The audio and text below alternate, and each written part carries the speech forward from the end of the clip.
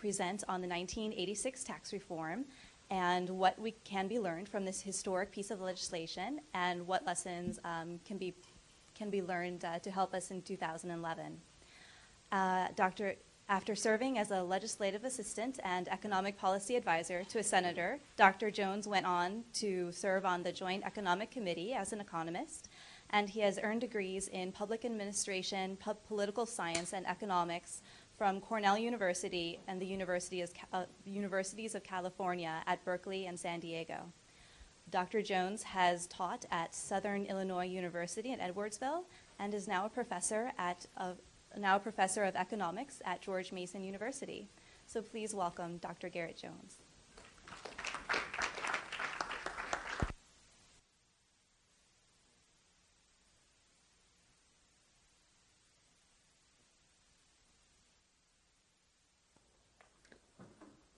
Well, thanks for having me here again. The year 2011 might turn out to be pretty important. It may turn out to be even more important than 1986. It might turn out to be less. We don't know. I'm not that great of a forecaster.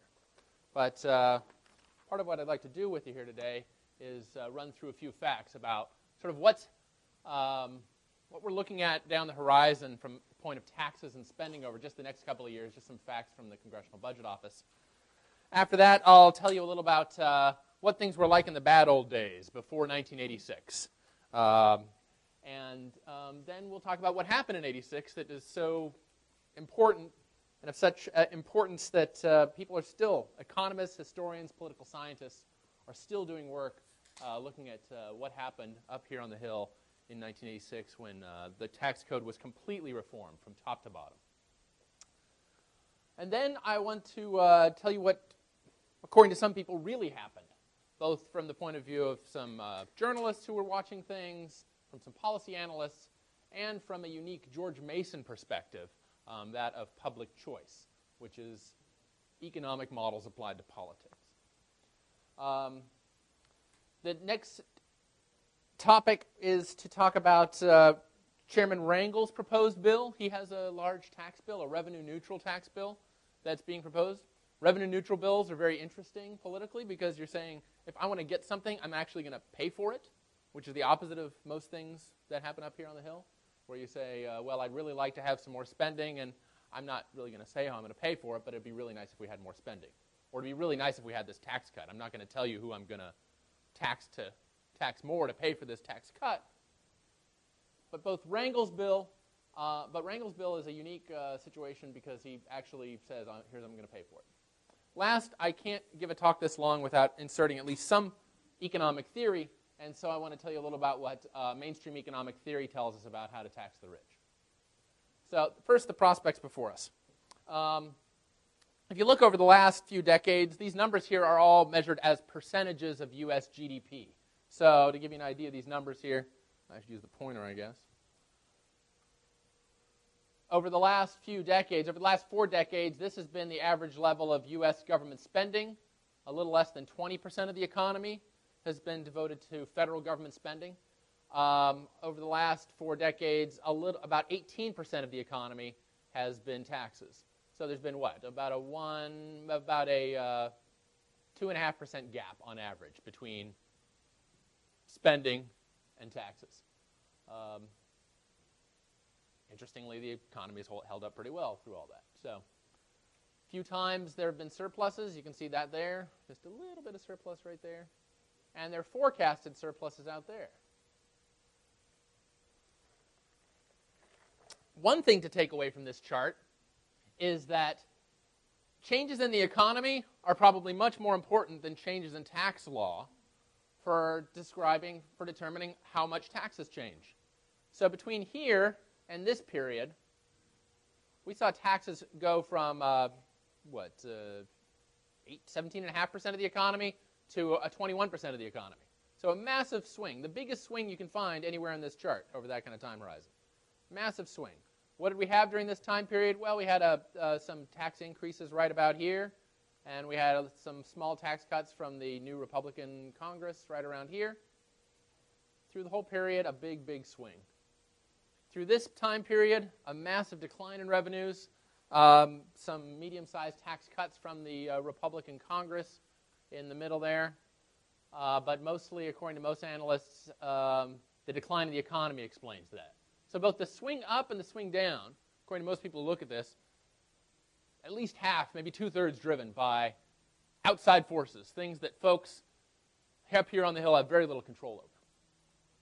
It's worth keeping that in mind. But what happens in 2011? Looks like, wow, there's some new money supposed to come in. Why do they think that's supposed to happen? One thing I should mention, Congressional Budget Office makes a lot of forecasts about what's going to happen to taxes and spending in the future. Some people complain about their forecast and say, oh, these guys they're always getting it wrong. Well, but when you're forecasting the future, your goal shouldn't be at least, to get it right all the time. Your goal should be to get it right on average. Sometimes you're a little high, sometimes you're a little low. The CBOs check this out, and on average, that's about how they work out. Sometimes they're a little high, sometimes they're a little low. But still a forecast worth keeping in mind. Okay, so in 2011, it looks like there's a lot of money that's going to be coming in, and you'd want to know, well, why is that going to happen? Well, it's because all the 2001 tax cuts expire, and a lot of other tax cuts that were passed along the way were set up to all expire in the year 2010 is the last year that these things exist. In 2011, they all go away. So under current law, these things all die at once. What dies at once? Well, there was a new 10% tax bracket passed in 2001 that applied to the first $6,000 that people of taxable income people would earn. That's why back then people would get these $300 checks if you were single and $600 checks if you were a married couple. That was because for many Americans, that was the easiest way to get people their refund from the new 10% tax bracket the first year out. So that thing expires. That affects almost everybody in America. Anybody who's earning more than the standard deduction, anybody who's earning more than, what, $5 or $10,000 a year will be hit by that. The 35% top rate we have now will go back up to Clinton's rate of 39.6 under current law. And we'll also lose half of the $1,000 per child tax credit, go back to $500. So the Republicans in 95, 96 passed a $500 per child tax credit. Part of the Bush campaign plan in 2000 was to double that, and that's indeed what happened. So half of that would go away. So we'd go back to the basic law, $500. A lot of deductions, a lot of technical stuff that matter for people probably earning in the 100 to 200 range, most for them. Some tax breaks to eliminate this or reduce the so-called marriage penalty.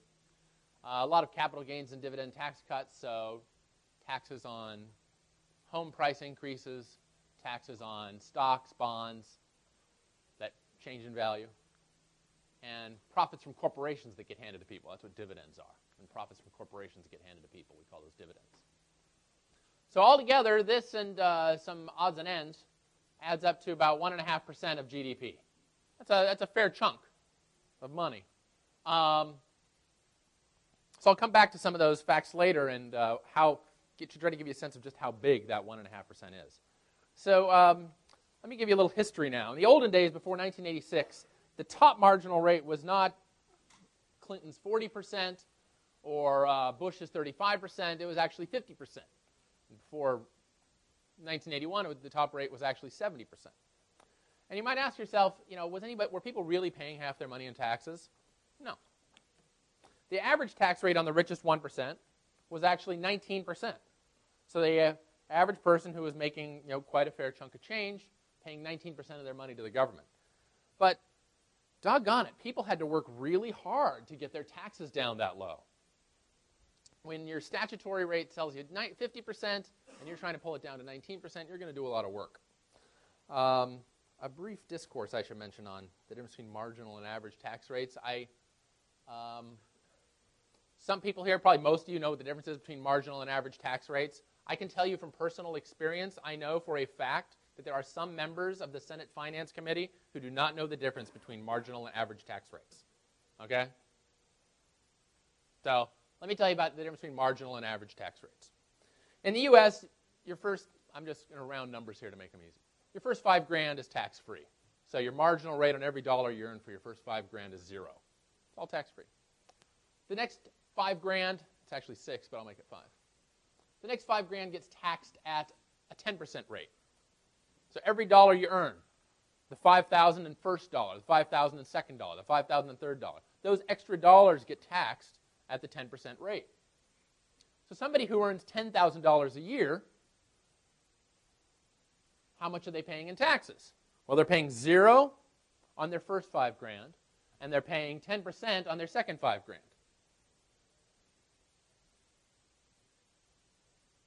So their average tax rate isn't 0, and it's not 10%. It's the average of the two. It's 5%. So for people making, to give that example, making $10,000 a year, their average tax rate is going to be 5% of their money going to the government. But for every extra dollar they earn, 10% goes to the government. So that's the way the U.S. tax code works. It's a system of graduated marginal rates. Your additional dollars get taxed at higher and higher rates. And that's the way it's been for decades now. No, not quite a century. So in the olden days before 86, between 81 and 86, the top marginal rate, 50%. So for people making, pick a number, over $100,000 a year, that $100,000 in first dollar, $100,000 in second dollar, $100,000 in third dollar, each of those are getting taxed at 50%. I don't know about you, but if I were facing that prospect, I would do everything I could to avoid paying half of every additional dollar to the government. And indeed, there was the tax shelter industry, which we see today and which is large, people trying to find ways to reduce their taxes. They have aggressive tax accountants out there, perfectly legal. The tax accounting business today is nothing compared to what it was in the olden days before 86. So back then, the business of creating tax shelters was just an overwhelmingly large business. Now, people with rates a bit lower, people don't sweat it as much. So a few examples of how people would get it down that low to get their average tax rate down lower. Well, at a 50% tax rate, every deduction, I should have said, every deduction cuts taxes by 50 cents. So if I give $1 to a church, that reduces my tax by 50 cents. So I can tell the government, hey, this $1 that I spent, that I didn't spend on me, and the government says I don't have to pay taxes on money that I give away, cuts my taxes by 50 cents. If I pay $100 for country club dues and I can justify that as being business-related expense, I need to schmooze a little bit with my colleagues, and that helps me build business relationships, which are productive. That's all true, surely. That's the problem. Country club, being a member of a country club, great way to build some connections, right? The economy is a very social phenomenon. So if I have $100 I pay, I deduct the whole thing. Hey, it only cost me really $50 to go. I pay $100 to the country club, but my taxes go down $50. Well, I'm going to be a member of a country club. If I take a business education cruise, this is a great one. This is an awesome one. This is really what you want to do. You go on a business education cruise. You say, well, I'm going to go on this cruise to the Bahamas. And my wife is actually an employee of my company, you know, right? And all my kids, they work for the company, too. So $1,000 business education cruise, write the whole thing off. Maybe there's some rules that say you can only write 80% or 90%. But rough guess, $1,000 education cruise. Boy, I spent hand $1,000 to those guys. My taxes go down $500. Net result, it only cost me $500 to go on this thing. So the net result is people were living their entire lives around the U.S. tax code. Other things that were deductible back then that aren't deductible today. We all know in the U.S. this is politically sacred. You could deduct the interest on your mortgage from your taxes. Right? You always, this is sacred. Any politician who tries to change this gets destroyed. Right? Back then, not only was mortgage interest deductible, but car loan interest and credit card interest was deductible. So if you were paying, 15%, 20% credit card interest rate, you could deduct that off. And I mean, so wow, every dollar you're paying in credit card interest is 50 cents less on your taxes. That's fantastic. It's a great deal. Same with car loans. So car loan interest was deductible as well. So so most of the tax shelters tended to involve things about interest, actually, in practice. A lot of the games that were played back then were about getting interest to be deductible. I wrote down a few more here. Maybe I'll come back to them later. So in In practice, it wasn't just individuals who were doing a lot. There were some interesting anecdotes about individuals, though, that would come out. So in 1983, for example, a study showed that there were over 30,000 taxpayers who were making $250,000 or more a year. And back then, $250,000 would be maybe like $1 million a year today, in real terms. So $250,000 a year, 30,000 folks were paying less than a 5% average tax rate. I mean, that's fantastic. I mean, these guys were doing a great job, right? That's the American way, right? So, not only was this happening on the individual side, though, Robert McIntyre, who's still around in this town doing work, last time I checked, worked for a group called Citizens for Tax Justice, and he looked at what the Fortune 500 companies were doing in their taxes. So all these, especially these interest games you could play, were ones that corporations could play very well. That 128 of the 250 biggest companies, who were all profitable by regular real-world measures, 250 quite profitable companies, 128 of them paid no taxes at all in at least 1 year between 81 and 83. So basically half of the biggest profitable countries in the U.S. were going at least 1 year paying no taxes at all. I mean, that is just sweet. I mean, these guys were doing a great job for their shareholders, right? Absolutely fantastic job for their shareholders. I mean, I'd buy the stock, right? And 17 of these companies, much smaller number, but 17 of them paid no taxes at all, any of the 3 years. I mean, their accountants should get gold medals, right? They should go to the accounting Olympics and just win gold medals.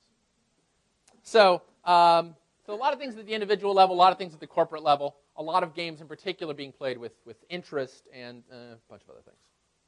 So this led to widespread disillusionment, a lot of sense that the rich were living under different rules than the rest of us legally.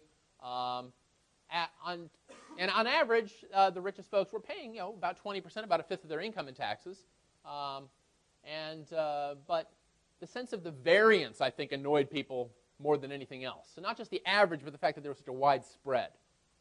If you had a good attorney, if you were in a particularly able to play some games with your income, you could get it much lower than 19. Other people who weren't as good at playing games would pay much higher than 19. So that variance probably annoyed Americans most with their sense of fairness. So then what happened? Well, to completely oversimplify something, Senator Bill Bradley and Ronald Reagan are what happened. Senator Bill Bradley, who was a Democratic senator from New Jersey and who played for the New York Knicks, and he also played at Princeton, too. So for a while, they had a good basketball team with him. Bradley became very passionate about tax reform. And part of the reason he got so passionate about it is because back when he would play for the Knicks, he noticed that when they would be on these long bus trips, riding around from game to game, one of the favorite topics among the players was all the games these guys were playing to avoid taxes, all of the tricks they were using to avoid taxes. One member of the team bragged, he might have been making it up, but he bragged that he paid no taxes at all. And he would just love to gloat over the fact that he was sticking it to the IRS. So he was amazed that so many of these guys were playing so many games with their own tax liability when they should have been spending their time focusing on their basketball game. President Reagan himself was annoyed by high marginal tax rates, and he actually he would often tell people that back when he was an actor, there were times when he would be very careful to make sure not to make too many films in 1 year. He would want to spread them out over the years, because if you make 10 films in 1 year and 2 films the next, because of our accelerated marginal rates, those high marginal rates, because our tax system works 1 year at a time, he would get socked with higher taxes if he made movies in unevenly. So 10 in 1 year, 2 in the next year, much worse for his taxes than if he just made 6 in each year. So he's actually changing his film career in order to game the tax code. Right? That doesn't seem like an efficient thing to do economically. So Senator Bradley's quote here sums this up. He gave this at a public speech once where Reagan was there. And he said, "You came to tax reform saying to Reagan, because you were an actor who paid at the 90% rate. I came to this because I was a depreciable asset." So these guys they would define themselves as corporations, they would define themselves as capital stock, they would define themselves as intellectual property. They would do anything to define themselves, these basketball players, in order to find the best tax game to play. So it would have been nicer if they could have just spent their time, paying their percentage and then spending the rest of their life thinking about the ball game. So what reform became was a deal. Low rates, broad base. If I remember, I'll tell you a story about that at the end. So the game was, we're going to get rid of all of these little tax preferences for these people who play the games. That'll bring in more money. And the money that comes in from that, we use to lower the rates. The trick was to do this without changing the burden across classes.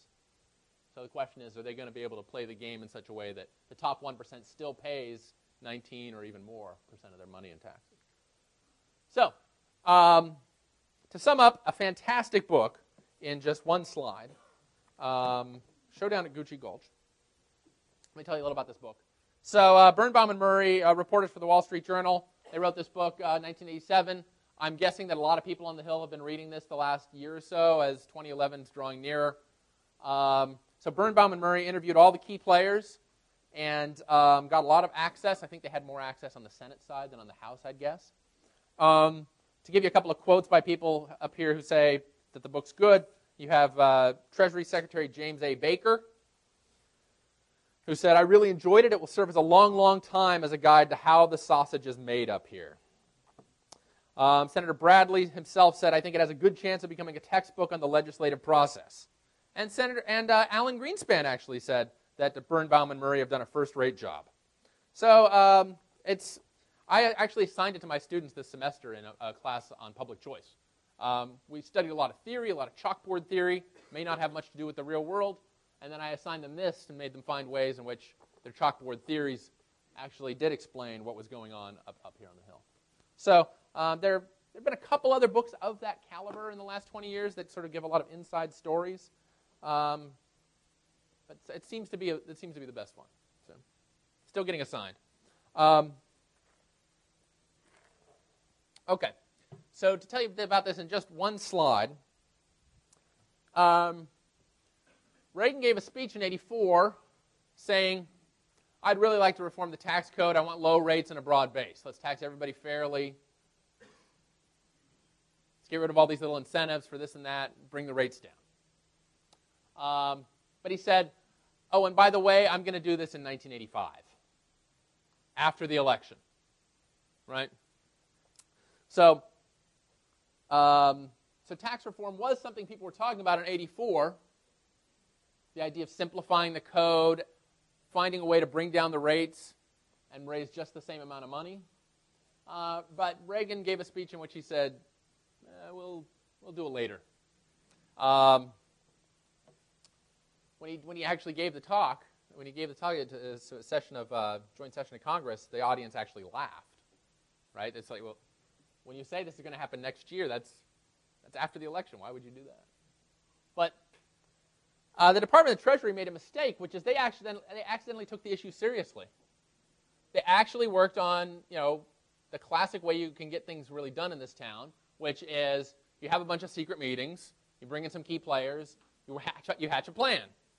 And they come up with an incredibly bold plan. Don Reagan, Treasury Secretary, really took the president seriously on this and created an entire proposed tax code that was low rates, broad base, got rid of a lot of these little loopholes and tax incentives that help favored groups, used that to bring down the rates, made sure that the rich were still paying a lot, and that got the ball rolling. So sometimes sometimes you got to be careful when you assign your underlings to do something. Sometimes they might actually carry it out. You got to be careful about that. So then the question is, okay, so presidents can propose, but Congress has to decide whether it's going to do anything about it. The Ways and Means chairman actually decided to pick the ball up. He thought, well, this would be a great issue for Democrats. So Chairman Rostenkowski had a lot of experience in the rough and tumble of real-world politics. He came from Chicago, made his living in parking lots. He actually owned parking lots and made his money, charging people $5 a day to park. And so he was used to the sort of the grit and tumble of real-world life. So your classic old-school backroom politician decided, okay, I'm going to push for this. It's hard to tell why politicians are motivated to pursue these grand causes, but for some reason he got religion. Birnbaum and Murray tell a little more. Then, surprisingly, it was the Senate that for a long time held out.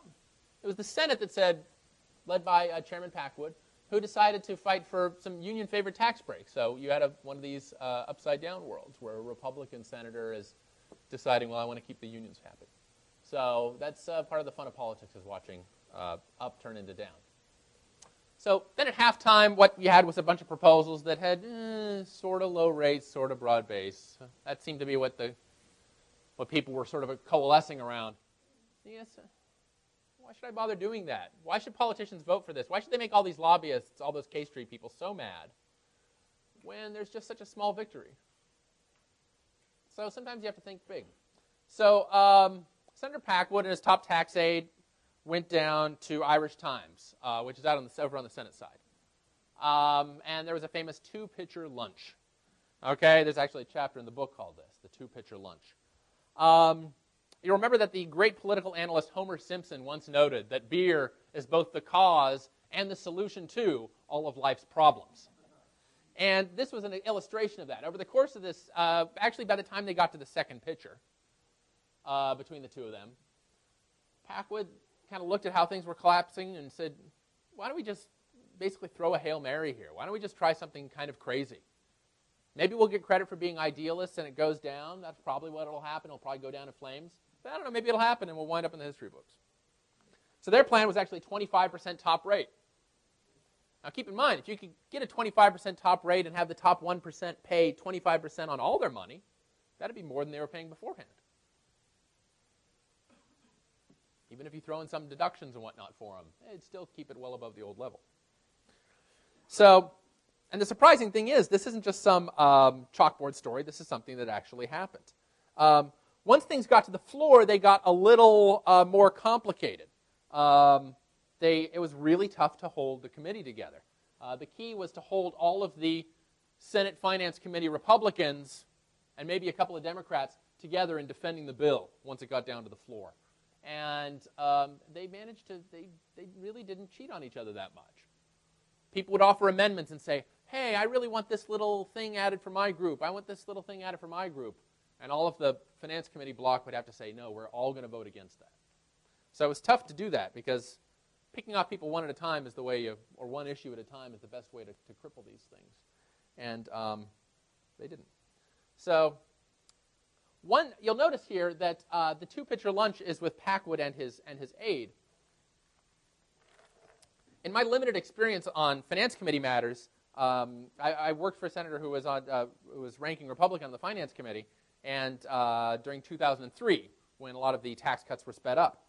And so I saw some of these negotiations going on in 2003 where there were some high-stakes deals.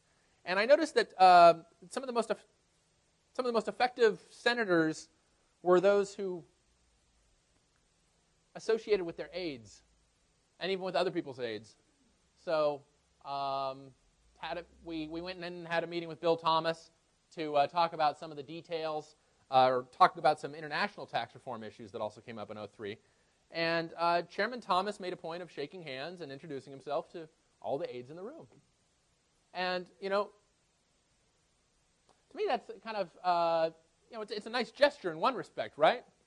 But it's also a way of keeping in mind that when one member is meeting another member, they don't really know to what extent that member really makes the decisions or whether it's the staffer who makes the decisions.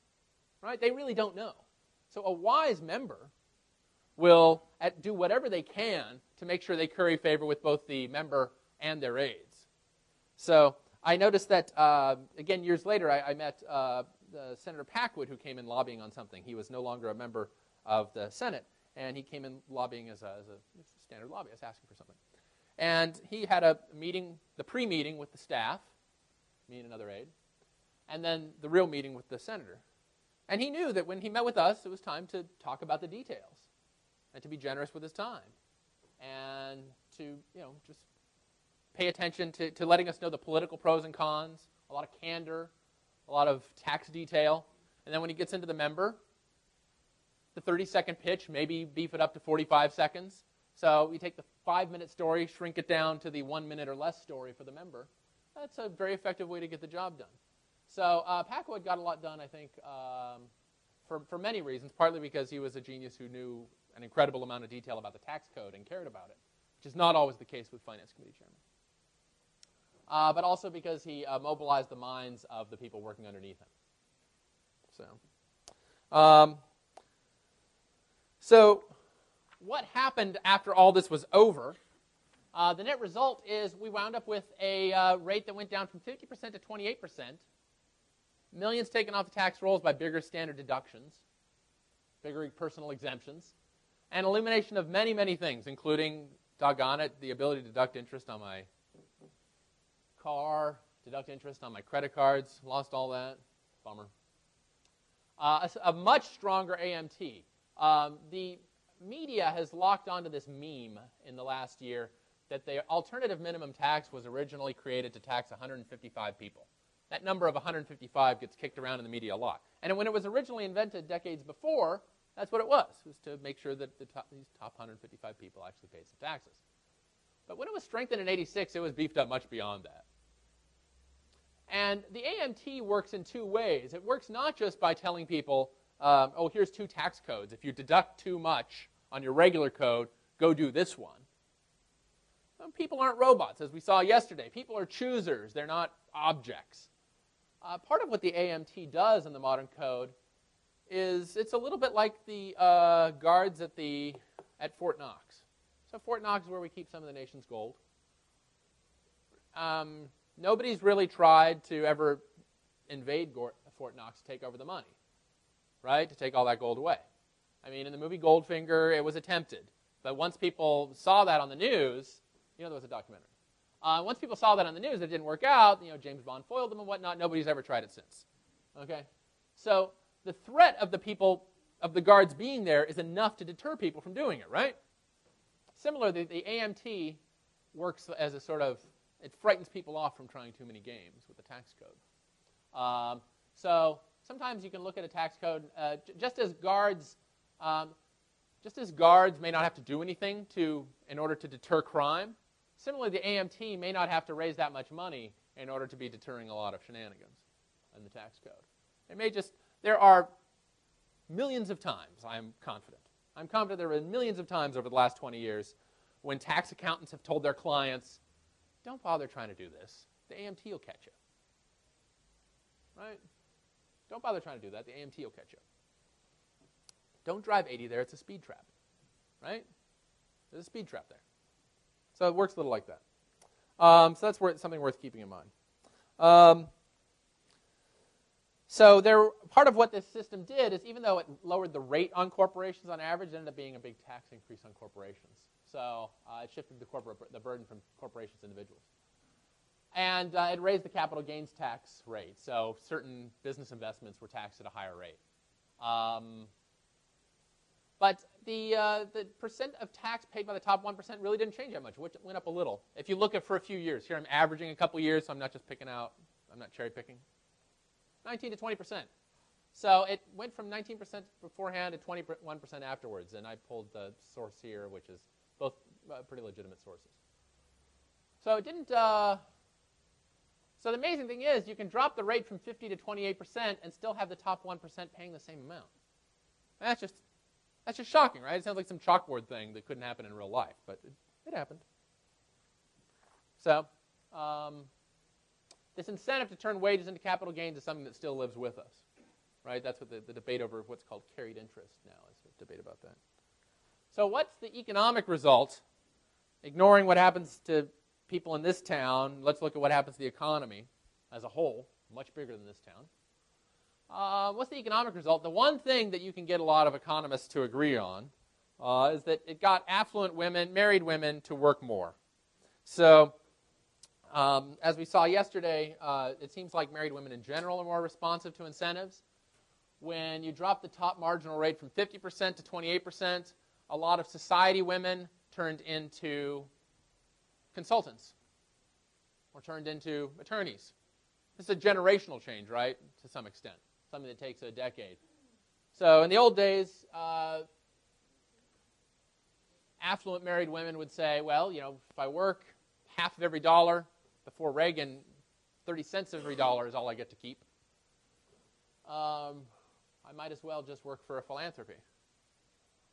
Since '86, that's been a cultural change, and it is bigger in the U.S. than in many other rich countries, that affluent married women are working much more than elsewhere.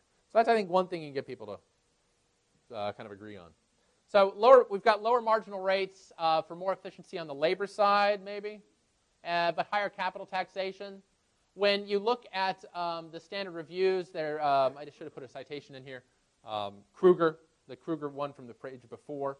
Kruger says, when he looks at a review of what a few other economists have said on this, there's not really much consensus. Some people think it was net positive. Some people think it was a wash.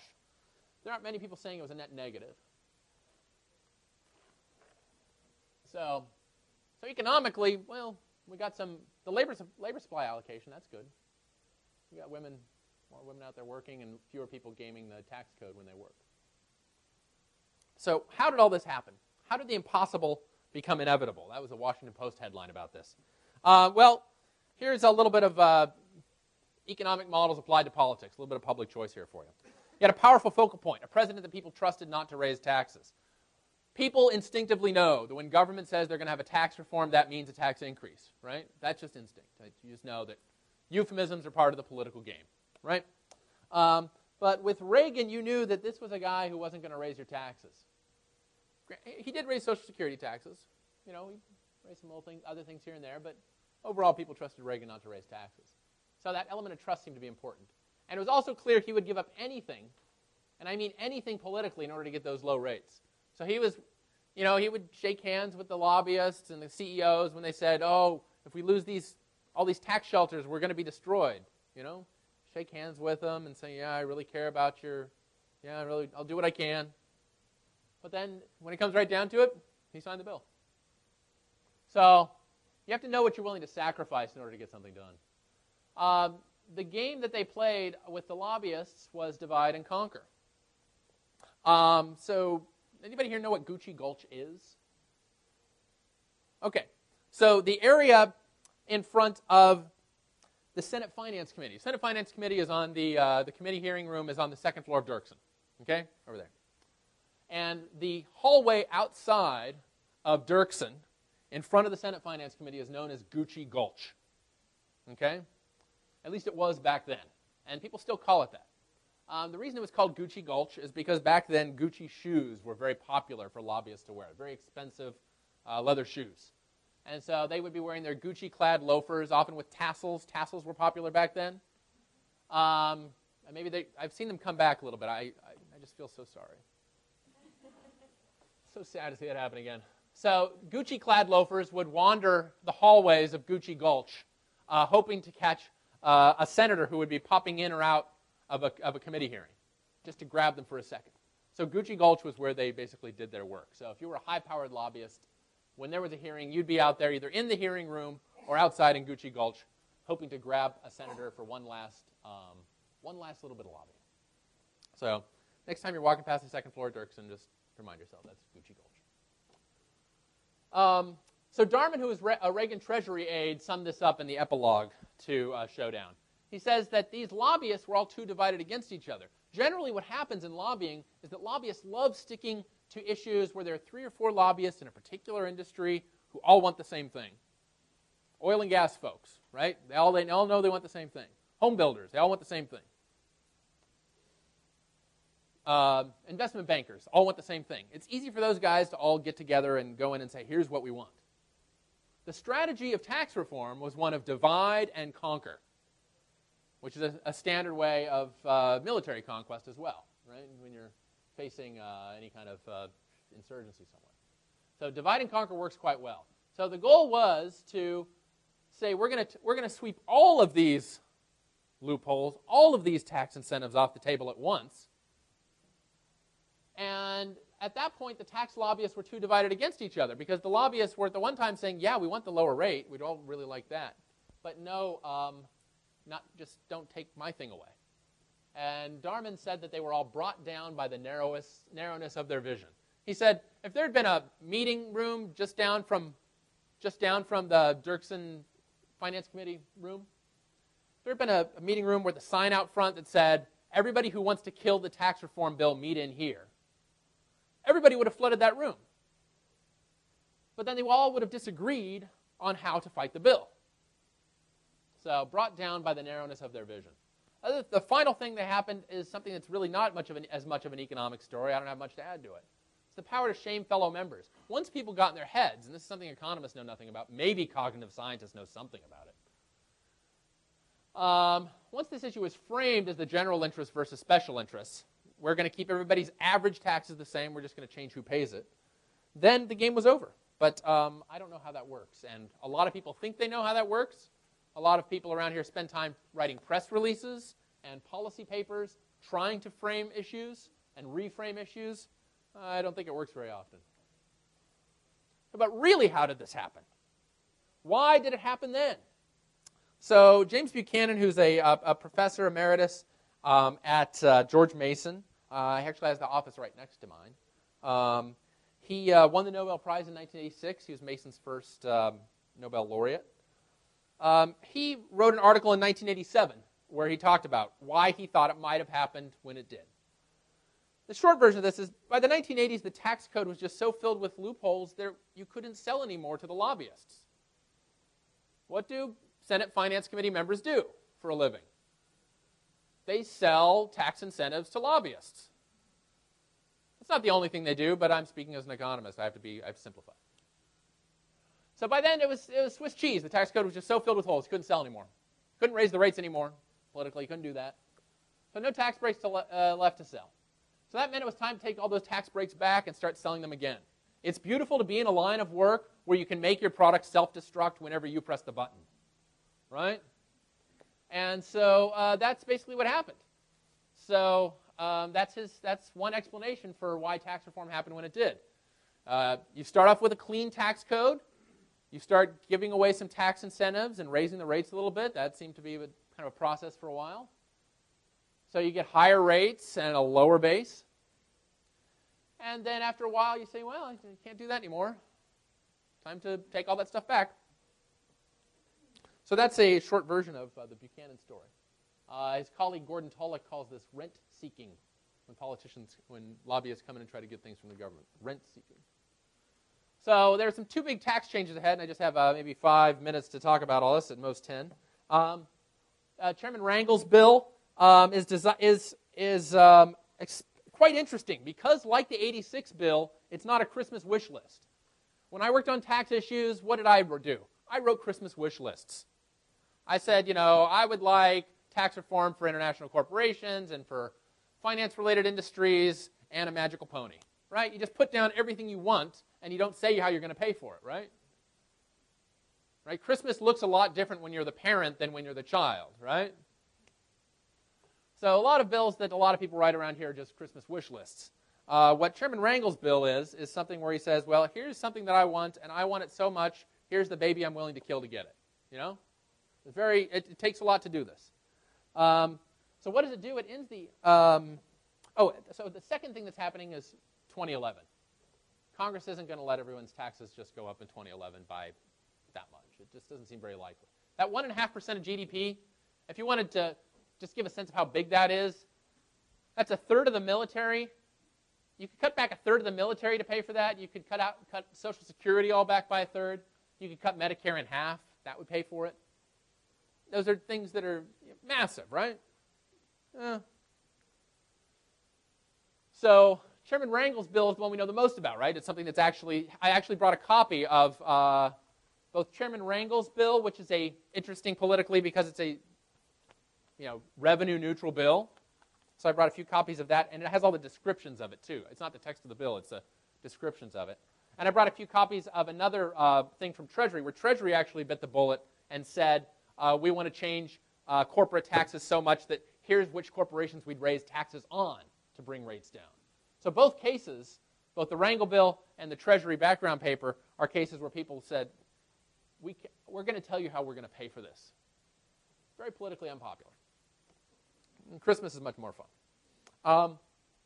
So Rangel's bill does this by, he wants to end the AMT, and the way he does it basically is by returning us back to Clinton's top tax rate. The only major thing is bringing back that top tax rate. So everything else after that is just bits and pieces. So if you want to end the AMT, loses you $800 billion over 10 years, according to the best estimate from joint tax. One thing that's about that size is bringing Clinton's top rate back, 39.6 for those making over, $250 if you're single and about $500 if you're married. So that by itself would pay for it over 10 years. So it gives you a sense, at least, if you want to do this without losing yourself $80 billion a year, then you might want to keep an eye on things like anything else you can find that's in that size range. On the corporate side, he also has another story.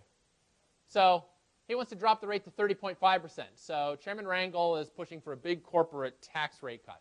Currently the rate 35%, drop it down to 30.5%. That would push us from being the second highest in the rich world to the fourth highest in the rich world. It would do it by eliminating, there's a special tax break just for domestic manufacturers, which I worked on back in my day. So he helped push that through. And some changes in international tax rules that I worked on too. So he wants to destroy some of the things I helped make. So, but that's all part of the game. You can't get wedded to this stuff in this town. So in 1 minute, what's the best way to tax the rich? I have to tell you a theoretical story. So you want to tax the rich, and let's say the key to this story here is that you can't redistribute any money. I want to tax the rich to pay for government, say, like we're going to pay for some general government revenues.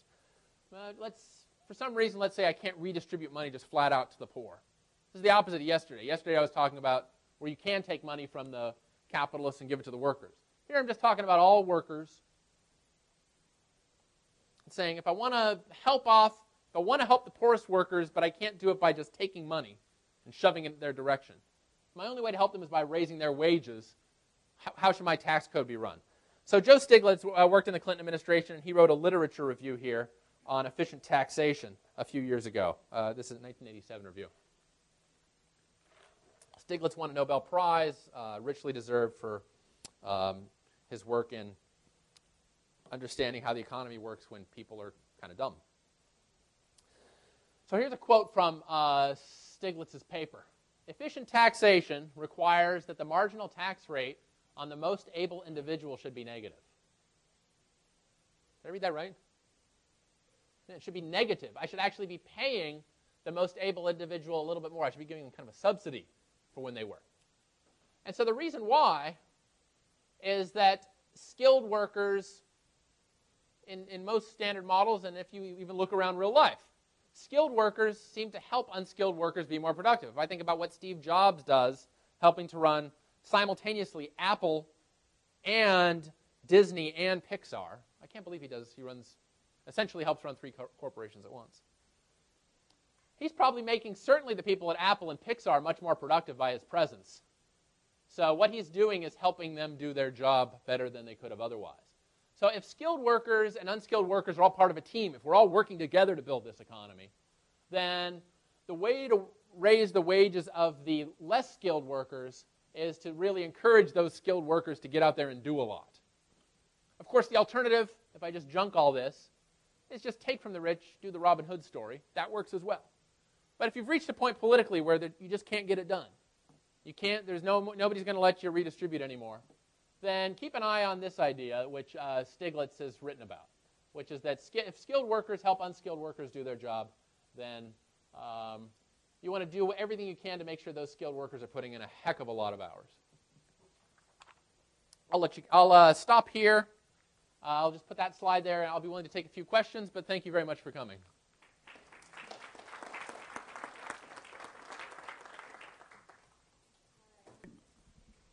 We'll now be able to take questions. If you would wait for the microphone, that would be great. And as a reminder, please do fill out the blue forms because they do help us evaluate our programs.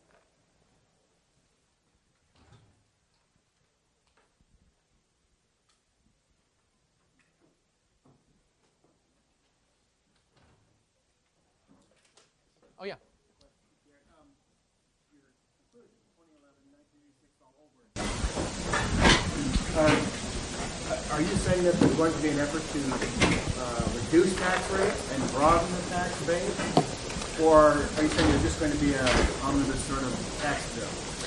Oh, so the question is, am I saying that 2011 is likely to be a time of a broad tax reform with moving toward low rates, broad base, or something like that? Versus will it just be a big tax bill that takes care of a lot of stuff? I don't know. All I know is that Bill Thomas has said that he intentionally set up all of these tax code provisions to expire in 2011 on purpose. He wanted 2011 to serve as a focal point. So Thomas himself wanted this. So he must have had something on his mind, which is that Congress only bites off big things when they really have to, something along those lines. So it could just turn out to be an omnibus tax bill where it just turns out, naturally, a natural focal point would be a 50-50 split, right? Okay, it looks like taxes are going to raise 1.5% of GDP. Why not just start at half that, raise it halfway, and then we'll haggle over which taxes we're going to raise. You can imagine that being a focal point for people to talk about. But once Congress has to bite that off, you combine that with the fact that there seems to be some sense on the Hill that tax shelters and tax manipulation, especially on the corporate side, are getting to be a really big deal, that I don't know a lot about what becomes a focal point for reform, but 2011 could be that focal point.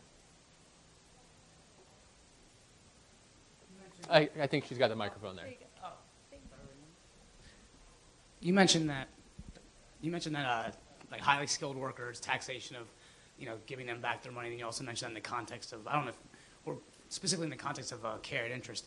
What's the economic thought of the Steve Schwartzmans of the world that they're in it for the game? That if they're making $900 million or $1 billion, that a 15% rate as opposed to a 30% rate really isn't going to change their thought process because it's the game that they're playing that they're really in it for.